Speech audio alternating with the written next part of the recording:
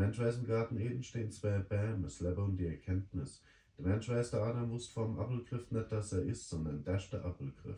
Der Mensch weiß, der Appelgriff ist die Handlung, die zur Erkenntnis führt. Der Mensch weiß, der Appelgriff basiert, weil Adam seinem Gegenüber nicht vertrauen konnte. Der Mensch weiß, hätte Adam nicht Griff, wäre er noch erkenntnislos im Garten Eden. Der Mensch weiß, gilt die Handlung seinem Gegenüber, ist so ohne Selbsterkenntnis frei und kann damit nicht reflektiert werden. Der Mensch weiß, gilt die Handlung ihm, ist im Selbsterkenntnis basiert und muss reflektiert werden. Der Mensch weiß, gilt die Handlung seinem Gegenüber, ist es sein und gilt zu ihm, ist er nicht sein. Der Mensch weiß, wenn er seiend ist, weiß er nicht, dass er ist, weil er es wisse, dass er ist, abgelehnt hat, um durch sein Sein zu sein. Der Mensch weiß, vor der Auge ist die Ewigkeit, dahinter die Endlichkeit.